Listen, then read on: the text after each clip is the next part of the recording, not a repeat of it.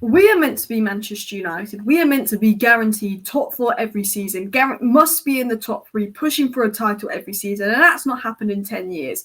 But Newcastle are competing with us for top 4. And look at Newcastle's levels compared to us. They are levels ahead of us. Newcastle made us look like a League 2 side. There's not an excuse for that. Newcastle have more injuries than us. They've played as many games as us. They have many problems as us. They maybe even more. And the most flattering thing I can say is that we're lucky at Man United that we only lost 1-0. Look at that XG on your screen. I am sitting here as a Manchester United fan, absolutely embarrassed between the levels, absolutely embarrassed between the difference in levels between Man United and Newcastle. They were levels ahead of us in every single zone area of the pitch. They had a 3.06 XG. To put that into context, when Liverpool beat us 7-0, they had a 2.4 XG.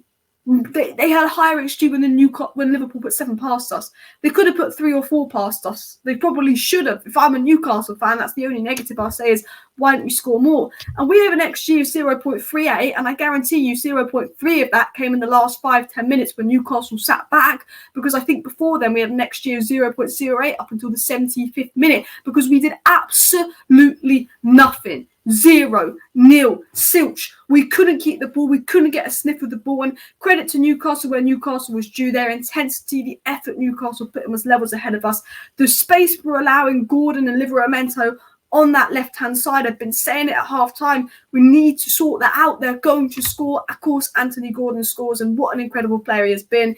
He scored against Chelsea, Arsenal, Manchester United. Big game player. He's coming in clutch. And I said before the game, we need to watch out for Antony Gordon. He's going to be the biggest threat. Give him space. Idiots. And I'm going to be honest, Ten Hag is getting himself sacked. Ten Hag is getting himself sacked today because, and I'm Ten Hag in. I will always be Ten Hag in. But today says to me, I think Ten Hag's getting sacked. And I hate to be that negative and I hate to be this reactionary. But the reason I say this is because before today, we'd conceded 71 shots in 4 games. And I've been saying this is a big problem with the midfield because we're playing a DM on their own and setting up the 8s too far away. And then we're not committing the fullbacks to the press. And then we're leaving so many zones of space in behind. And I said, if you go back to my watch-along, first 10 minutes of my watch-along, I said Newcastle could beat us 4-0 today if we set up how we did against Galatasaray and Everton with the space we leave in behind, because Newcastle got quality attackers. Didn't beat us 4-0, probably could have beaten us 4-0. We're probably lucky they didn't beat us 4-0.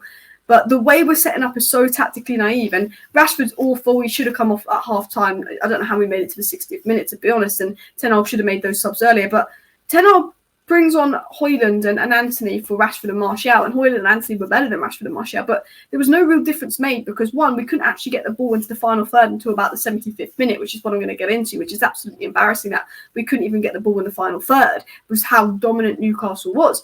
But it was the fact that actually you've changed the attack, but if you can't get the ball to the final third, what's changing the attack going to do? Why aren't you changing the midfield?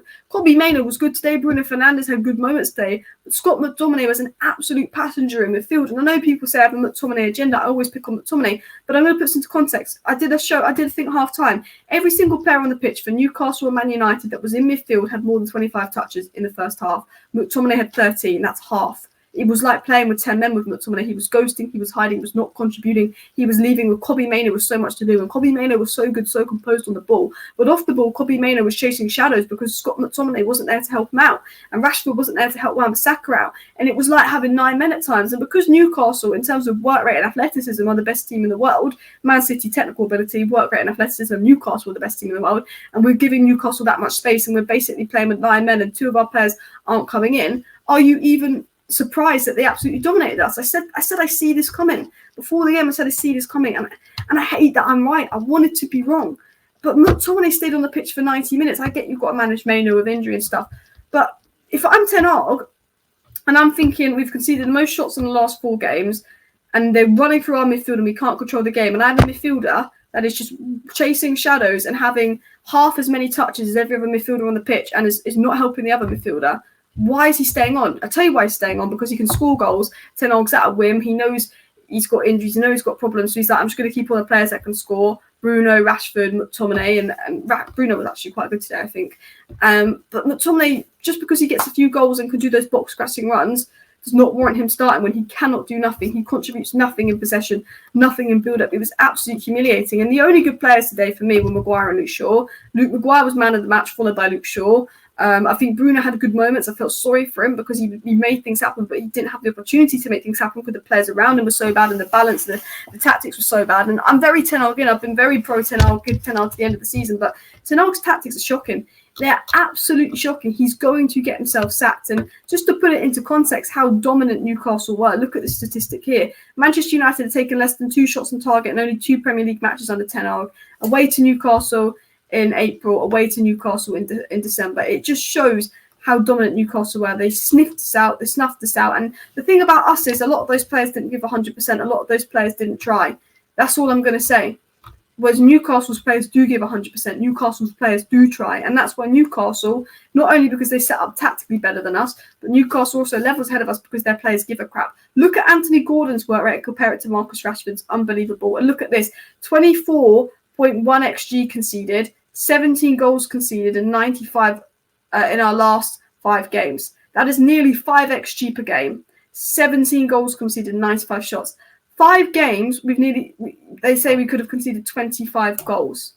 And yet he's persisting with the same midfield. The same midfield. McTominay. I hate that. Look, McTominay wasn't the worst player on the pitch today. It was Rashford. And I hate that I'm going in on McTominay. But McTominay has been the consistency in this lack of control in the midfield. He has. Because he's chasing shadows. He's a passenger.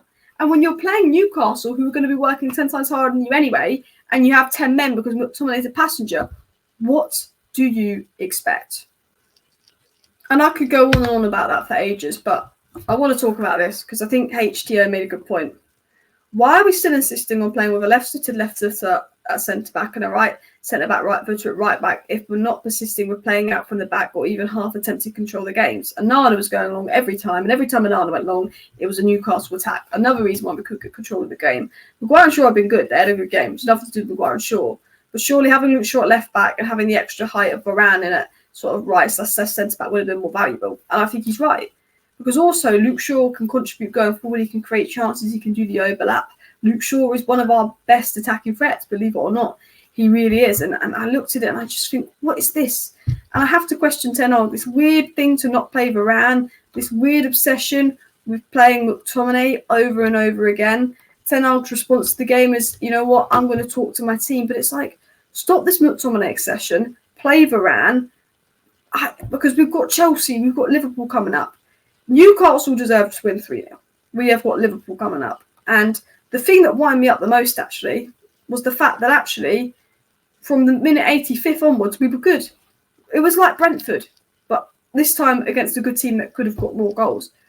We didn't show up versus Brentford until minute 85, and then we luckily got 2 goals through McTominay. But it was like, why did the players not give a crap and not try for 85 minutes?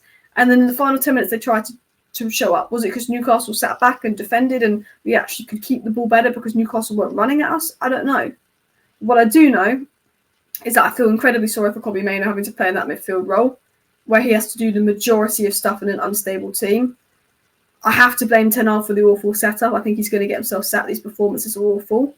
I can't believe McTominay played 90 minutes when he was in Joel Linton's pocket. He was so open. But the worst part was we couldn't even get the ball into their final third in the second half. We're 1-0 down and we still can't even get... Not even about the fact that we didn't have a shot and Nick Pope had nothing to do. It's about the fact that we couldn't even get the ball into the final third. We were chasing shadows. We couldn't keep the ball. Midfield was non-existent. We could have shipped 3. And for me, everyone bar Maguire, Shaw, Bruno and Mainoo today was completely unprofessional. Garnacho had moments. I felt sorry for Bruno because when he got the ball, he was making this chance, but he couldn't. I just thought...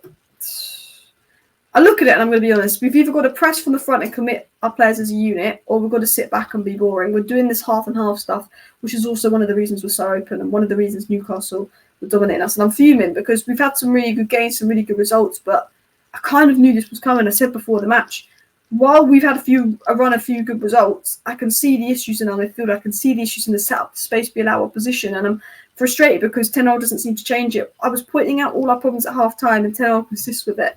And Ten Hag's stubbornness is going to get him sacked. And the only positive was Maguire, Luke Shaw, and the fact that there are a few idiots online won't start thinking that Varane and Casemiro are our problem when we're crap and they're not playing. But Newcastle, I think, had 63% possession. They had over 20 shots, and we couldn't even get the ball in the final third. We were absolutely dominated. It was absolutely embarrassing. Yeah,